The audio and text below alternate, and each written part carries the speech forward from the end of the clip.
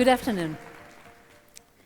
When I started working in video games 20 years ago, my friends, my family, everybody around me was asking, but why?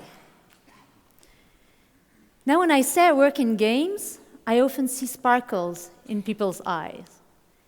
And they sometimes go, wow. Some people must be thinking we're playing all day.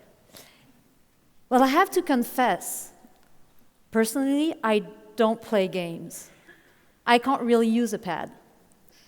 I'm not a gamer, but I love being in an industry that makes people happy. It's very exciting to be in a place that constantly reinvents itself. Because video games are the crossroads of three areas where stagnation is not an option: technology, entertainment, and art. Technology is the driver. Every new piece of hardware, every major software breakthrough is an opportunity to create new ways to play. When Nintendo came up with the Wii, we created games where players got off the couch. When Apple came up with the touch screen, we reinvented gaming user interface. It's hard to find another industry that embraces the creative opportunities of technology with so much passion. And it was the same passion that throughout my career, I've always created bridges between the video games and other very different industries. Today, I would like to share with you stories where the specifics of video games have helped break new ground and increase engagement. Empowerment, progression, immersion, there are plenty of things we can use from the video games into other activities. Let's take the example of a daily activity we would all love our children to get more engaged into. Thomas Serval is a responsible father. Every evening, he asks his children if they have done their homework and brushed their teeth. His 8-year-old daughter was always complaining brushing her teeth isn't fun.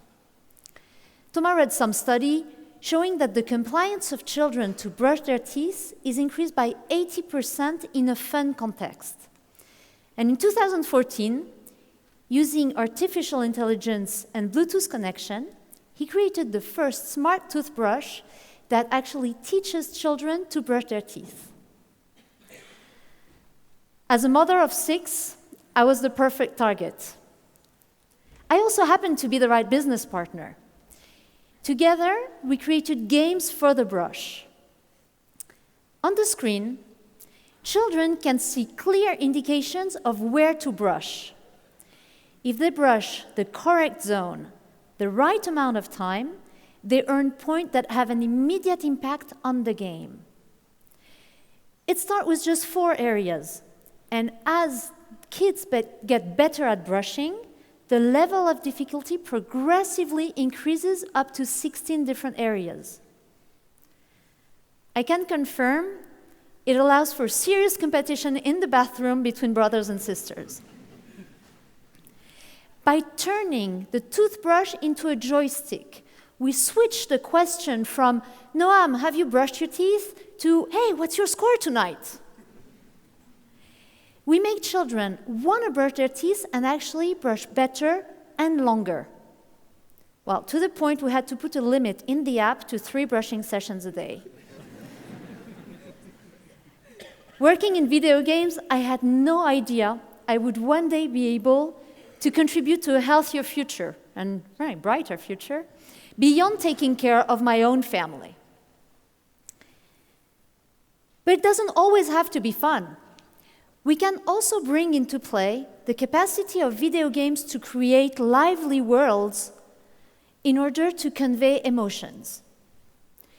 We all remember the destruction of Palmyra by Daesh in August 15. Tragic, voluntary destruction of jewels of our world heritage. Yves Hubelmann is an architect passionate about cultural heritage.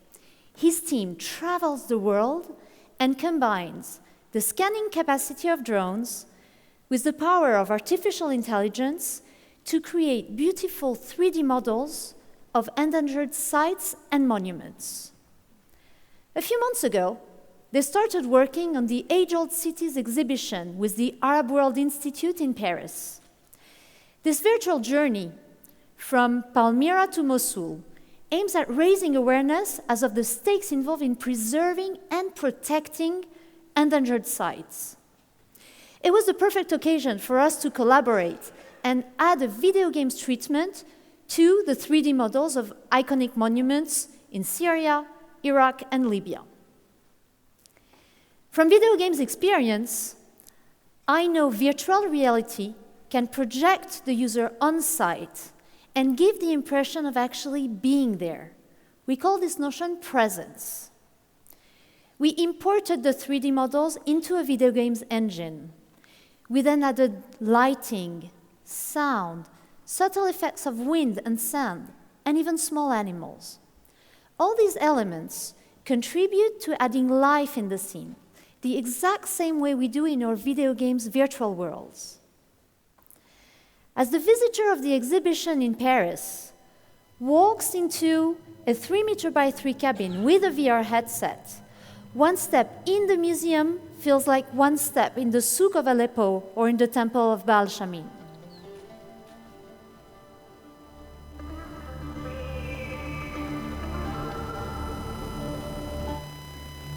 The pigeons flying in the church in Mosul are here to bring life, but also to draw the visitor's attention to the beautiful arches above him. The cat, walking in the ruins of Leptis Magna, guides the visitor to explore the splendors of the Rome of Africa. With this VR experience, as the climax of the exhibition, we turn the spectator into an explorer. We increase the engagement to the point that upon taking off the headset, several people were holding back their tears, while others simply asked, what can we do at our level to preserve our world heritage? I was already convinced virtual reality is an incredible tool of empathy, but I had no idea the reactions in the museum would be so emotional. Beyond emotions, video games can also contribute to acting on functional aspects of the brain and make the most of scientific discoveries. Amblyopia is a disorder of sight due to a deficient connection between the eye and the brain. It affects about 4% of the population. The most widespread treatment consists in patching the stronger eye in order to force the so-called lazy eye to work. The treatment may last weeks to months. It is efficient, but it's somewhat stigmatizing, and it doesn't work with adults. If not treated during early childhood, amblyopia may result in the incapacity to use both eyes together, thus leading in a loss of perception of depth and sometimes even a loss of sight. A couple of years ago, Dr. Hess from McGill University and Mathieu Ferland, a video games producer, were both invited as speakers at a conference in Montreal. The researcher was exposing a breakthrough treatment for amblyopia based on training the brain to use both eyes together, using a video game. But he also mentioned that his prototype wasn't engaging enough, and patients were actually getting bored before the required duration of the therapy. On the other hand, Mathieu was exposing a few angles used in the video games industry to preserve the engagement of the player. This became a perfect match for collaboration. Following the principles developed at McGill, Mathieu and his team created an engaging game played with vintage 3D glasses. On the screen, playable elements are red or blue, allowing the designer to specifically target one eye or the other. And the game is balanced in such a way that the patient must have proper use of both eyes in order to succeed. Instead of forcing the lazy eye to catch up, this therapy trains the brain to develop a binocular vision. And because there's no age to train your brain, it opens a whole new era of treatment for adults as well. Clinical results with children show a recovery of binocular vision in 6 to 8 weeks, playing just 1 hour a day. Now imagine the difference in engagement between wearing a patch and playing a video game. Sorry, Mom, can't set the table, have to play my game, doctor's prescription. It may sound like a joke, but actually, this new protocol is currently under approval with the American FDA, as well as with Canadian and European regulation authorities. Who could imagine a brain researcher working along with a video game producer?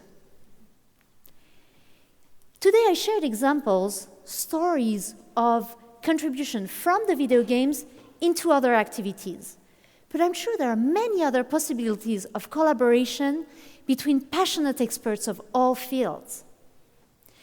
During my MBA in Philadelphia, our strategy teacher suggested we should all subscribe to a professional magazine outside of our own domain. I must say, I didn't really understand his point back then. But now, I thrive on creating opportunities to combine different work cultures in order to explore and break new ground together.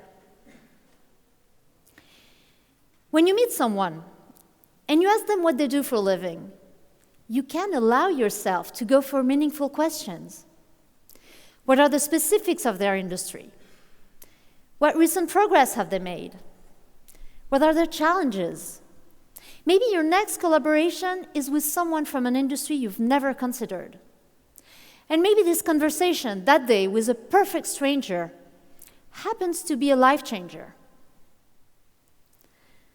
From there, I hope you will reach outside of your field next time you want to solve a problem or conquer new frontiers. Maybe today, during the break, with the people you will meet for the first time.